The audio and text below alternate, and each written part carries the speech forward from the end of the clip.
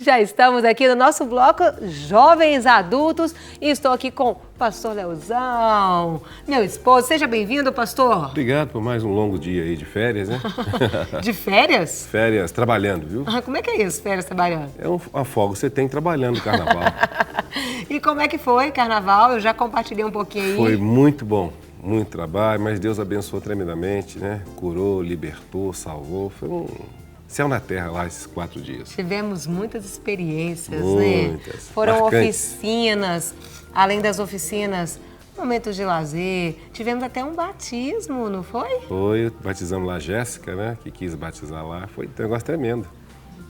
E Deus tem muito mais para fazer. Com certeza, né? Amanhã também, lá no culto, às 19 horas, ali no Tabernáculo, na rua Manuel Macedo 360, eu aguardo você lá. Você gripou, pastor? Trabalhar no carnaval dá isso, né? Carnaval é tempo de descanso, mas trabalho dá isso, né, Dalton? Você tá com a voz meio fanha. Ei, aí, deu para dar uma gripadinha, dar uma recuperada, Deu. não é verdade? E hoje nós trouxemos nosso querido amigo, companheiro, psicólogo, doutor Dalton Ricaldoni. Tudo muito bem? bom dia, seja muito bem-vindo, doutor Dalton. Obrigado, que Que bom ter o senhor aqui. O senhor trabalhou no carnaval ou não? Não, descansei. Descansou, tá vendo? Descansou. E hoje um tema muito importante, muito atual. E vamos ver aí, será que você está vivendo isso ou não? Você pode estar ligando no 3253-3320, pode falar ao vivo aqui conosco. Às vezes você está vivendo alguma dificuldade, quer compartilhar, 3253-3320, fala ao vivo do DDD 31. Autovitimização. Uau! Será? Dá até medo, viu, essa palavra. Mas tem acontecido muito. Vamos explicar o que é, né, doutor Na Dalton? verdade é uma palavra complicada, mas separando ela em parte, a vitimização, porque a palavra vitimização, ela tem tanto uma perspectiva jurídica quanto psicológica. Né? Se você, no direito, a vitimização muitas vezes implica em você fazer alguém de vítima, né? Vitimar alguém. Então, a ideia de auto-vitimização é porque a pessoa se coloca nesse lugar de vítima, mas no sentido psicológico do termo, né? Certo. Pela história de vida da pessoa, ela fica nesse lugar como se ela fosse a vítima, de uma forma geral, de todo mundo, de todas as situações, né? Aquela história, coitadinho de mim, né? A pessoa acaba crescendo. Vida, céu! Ela fica como se ela fosse a vítima de tudo. Então, muitas vezes, é claro que essas questões sempre vêm da história de vida das pessoas, né? Correto. O ser humano, ele é muito complexo. 70% do que se é adquirido depois que nasce. Então, essa relação familiar, ela tem um peso muito grande. E dependendo como o lugar que as pessoas ocupam psicologicamente numa casa, isso atrapalha ou ajuda. Eu falo que o ser humano desenvolve uma forma de ganhar amor. O que é ganhar amor? Você cresce num ambiente familiar e você percebe a expectativa que os pais colocam sobre os filhos, muitas vezes inconscientemente. Mas a criança percebe aquele lugar. Se ela foi colocada numa expectativa negativa, ela se conforma com aquilo para ganhar amor. E aí é que vira a forma da pessoa de ganhar amor. E normalmente essas dificuldades vêm desse ambiente familiar e depois a pessoa generaliza. Muitas vezes você vê que as pessoas pegam um modelo familiar e generaliza como se todas as pessoas fossem tratar ela daquela forma. E por isso que muitas vezes isso sai do ambiente familiar e vai para a vida como um todo. Aí ela se acha vítima de todo mundo. Mas aí tem uma coisa interessante. Ela não só se acha vítima, como ela se coloca no lugar da vítima. Porque eu falo assim, tem duas atitudes. Uma atitude que eu chamo de passiva negativa, de ficar sempre no lugar da vítima e não ter dificuldade de sair, e a ativa negativa de provocar o outro para que o outro volte sobre você, que aí você fica também achando que ninguém gosta, trata as pessoas mal, se coloca de uma forma negativa, o outro te rejeita e você acha que você é a vítima. Então é uma autoprofecia que você faz ela acontecer contra você mesmo. É interessante que na Bíblia eu vejo um caso desse de Acabe. E Acabe e Jezabel, quando ele quis a vinha de Nabote, ele não conseguiu e se fez de vítima para com Jezabel, que era sua esposa. Ela disse que eu resolvo, né? Ele não quis assumir a responsabilidade e Jezabel foi lá, tomou a vinha e matou Nabote também, né? naquele momento ele fez essa posição de vítima, né? Que era comum dele, ele já tinha uma atitude passiva em relação a ela, né? E justamente, então, naquele momento que ele não conseguiu a vinha de Nabote, ele se fez de vítima, foi lá, aquela fala bem chorosa, e a mulher tomou a frente, que era o perfil dela, tomou a vinha e matou Nabote ainda, né? Então, essa posição, ela é confortável, mas, claro que não é saudável, mas ela é confortável, né? A pessoa faz por ela, se faz de vítima, né? Chama atenção para si e alguém compra essa briga, ou compra essa dor por ela também, pode acontecer. E pode ser muito manipuladora também. Ela acaba ganhando a partir desse lugar, né? Porque, certeza. na verdade, toda posição psicológica, mesmo a negativa, você tem um lucro. A gente chama de um ganho secundário. Você tem um ganho naquilo. Certo. Mas, na verdade, não é uma posição saudável. Porque você nunca sai daquela condição, né? E você não desenvolve o seu potencial, né? Você fica ali naquela situação, assim, o resto da vida, vamos dizer assim, a vida inteira, né? Mas é claro que existe possibilidade de sair. Eu sei que quem está numa situação dessa não está só porque ela quer. Porque é muito fácil a gente falar com uma pessoa para ela sair. Mas em psicologia as coisas são muito profundas. Quando você vai trabalhar uma pessoa, você tem que voltar na história de vida dela, reconstruir essa história de vida, refazer e editá-la de novo para que ela saia disso. Os problemas psicológicos normalmente vêm da infância, exatamente porque a criança, a racionalidade dela é muito concreta, ela pega as coisas no literal e pega as coisas como se fosse uma verdade absoluta. E vive assim. Então é interessante que o ser humano é, ao mesmo tempo, um adulto e uma criança. A criança que ele foi não resolvida está dentro dele. Está presente, né? Então sempre a autovitimização tem origem lá na infância ou a pessoa pode começar a ter isso com mais idade também? Normalmente é uma coisa que já vem de lá, vira, entre aspas, um estilo de vida. É como se a pessoa aprendesse, entre aspas, ela absorvesse essa ideia, essa posição, porque é a forma dela ganhar amor. Se você falar que uma criança, por exemplo, se ela ficar no lugar da burra, da que não dá conta, a criança, ela depende do amor do outro. Ela sabe que o amor dos pais implica no cuidado. Se você tem uma expectativa negativa em relação a mim, só me cabe ficar nesse lugar para te agradar, entre aspas, para eu ganhar esse lugar. A pessoa, novamente, ela acaba ficando nesse lugar negativo e aprende a viver aí, e ter o ganho dela por aí. E tem um gozo nisso. E tem uma satisfação nisso. Interessante. E o detalhe é que, às vezes, as pessoas não compreendem isso, né? E cobra uma atitude de sair desse lugar, mas sem entender a raiz. Esse ressignificar para essa pessoa, se não tem alguém que vá ajudá-lo, eles começam a bater demais, né? Você é sempre vítima, não sei o quê, mas ninguém nunca parou para saber da história, a raiz, para começar a tirar desse lugar. E isso leva tempo. E essa autovitimização, eu pergunto até, né, Léo, você trabalha com muitos jovens adultos, a turma ali acima dos 27 anos e tal. Às vezes não é também mais cômodo você ficar lambendo a sua própria ferida e pedindo que os outros também venham solucionar os seus problemas? Porque eu não consigo me firmar, seja na minha vida espiritual. Porque eu sempre isso. Como que você tem visto isso? O que isso tem trazido para o jovem adulto hoje? Como o Dalton falou, a pessoa pode ficar nessa posição porque ele tem uma satisfação, ainda que essa posição seja negativa. Ele tem uma satisfação em cima disso, né? Então ele vai justificar, eu não consigo, eu não posso. E claro que ficando nessa posição, onde ele tem uma satisfação mais que essa posição negativa, eu não vejo tanto nos jovens adultos, que eu vejo mais uma questão de atitude mesmo. Às vezes é o medo, né? O medo de tomar um não, o medo de ser rejeitado, né? Em algumas áreas as pessoas vão muito bem, geralmente na área de trabalho, né? Mas na área afetiva, geralmente a pessoa toma bomba no vestibular. Então eu penso que em alguns momentos não é vítima, é mais uma questão de medo, de dar só um retoquezinho para sair do lugar. Então a gente não pode generalizar e falar que tudo é vitimização. Não, são graus diferentes, né? Justamente. A vitimização é um processo muito mais profundo do que a pessoa ser uma vítima circunstancial de uma situação específica, né?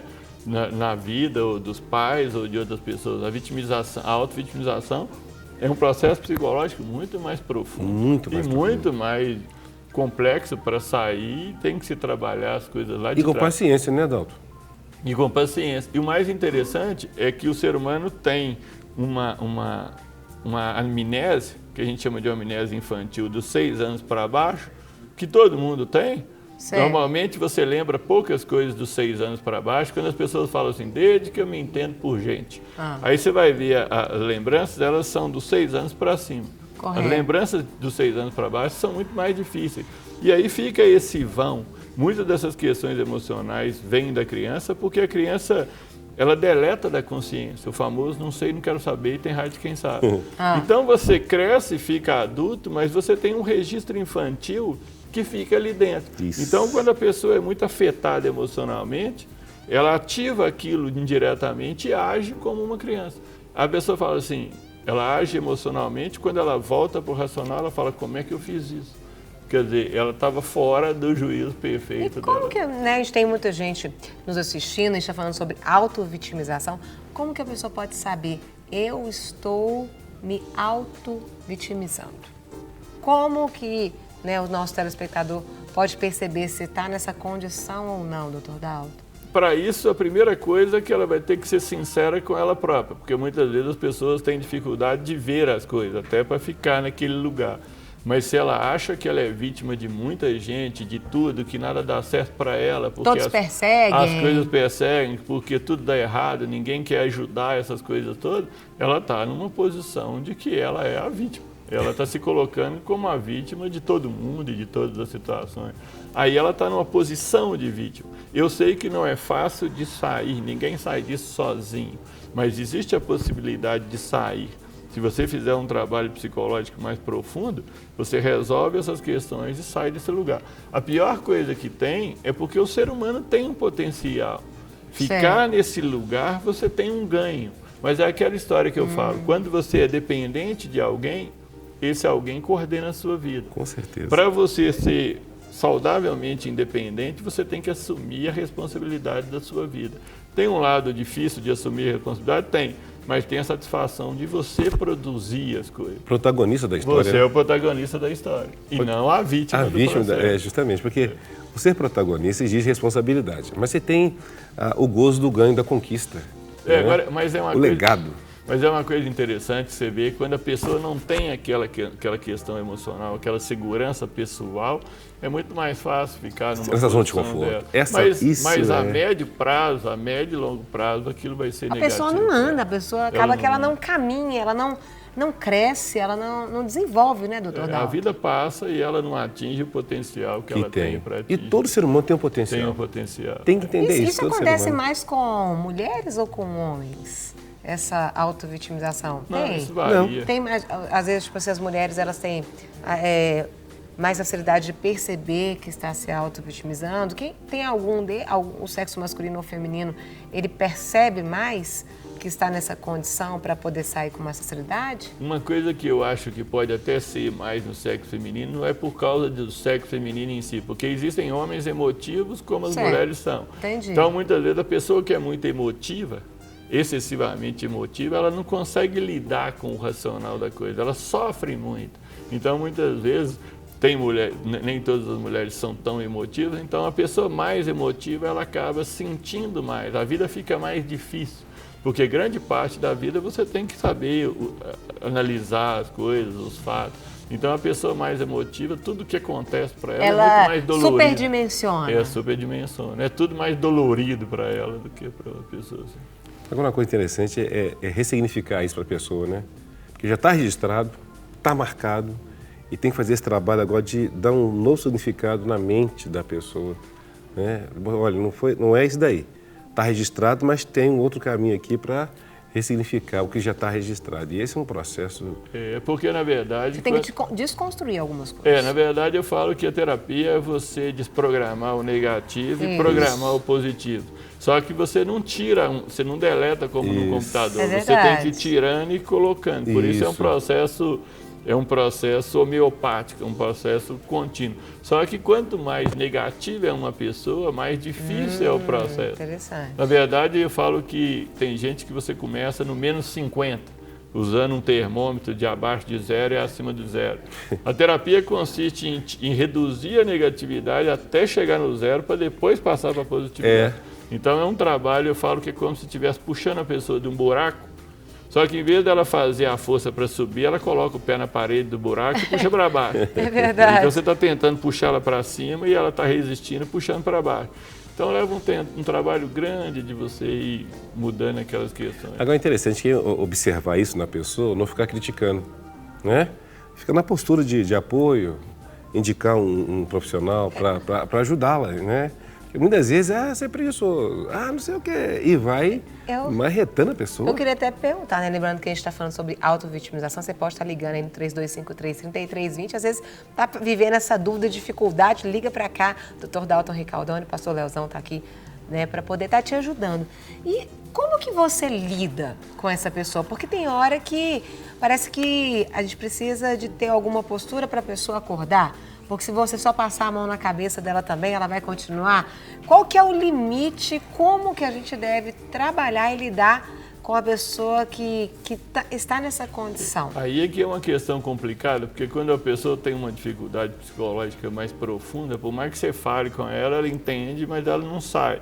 Aí, nesses casos... Ela entende? Ela tem consciência? Ela entende ou só não? Ela entende o raciocínio. Na verdade, você tem que entender uma coisa. O conflito psicológico está entre o que você pensa e o que você sente. Certo. As pessoas, de forma geral, não são bobas, não são burras, não são doidas e são inteligentes. Então, Correto. as pessoas, se nós tivéssemos só a lógica do racional, eu falei, você entendeu, está tudo certo, nós combinamos. O que torna o ser humano mais complexo é porque ele funciona com a lógica do racional e a do emocional. E o emocional é mais primitivo no desenvolvimento. A criança funciona no emocional. Então ela entende racionalmente, mas se você não consegue sustentar emocionalmente, você volta. O emocional, no final das contas, é mais forte. A pessoa entende, mas ela não dá conta. Eu falo que o psicológico funciona igual o espiritual. A fé vem pelo ouvir. Se você entende, você pode saber o primeiro versículo de Gênesis ao último de Apocalipse de cor. Isso. Se eu te perguntar, você fala. O problema é o quanto você acredita nisso do fundo do coração. Se você não apropria disso do fundo do coração, igual eu falo com as pessoas, não promete uma coisa que você não consegue sustentar. Isso. Eu vou fazer isso, eu vou deixar de fazer. Porque frustra. Por isso, você perde credibilidade. Perde. Enquanto você não conseguir sustentar emocionalmente a sua palavra, você não promete nada, porque você não vai conseguir, você vai perder credibilidade. Então a pessoa entende as coisas, mas ela não consegue agir. Aí é que é o complicador. Por isso que se diz que a maioria dos problemas psicológicos são emocionais. A emoção é uma parte do sistema psicológico. Aí eu até pergunto, né, Nelson, também se isso, às vezes, a grande dificuldade das pessoas de também sair dessa condição é porque elas acostumaram a viver assim e elas nem sabem como agir, às vezes, diferente. Não sabe, não viu outra saída ainda. É confortável, é saudável no sentido assim, tá bom para ela, mas na verdade...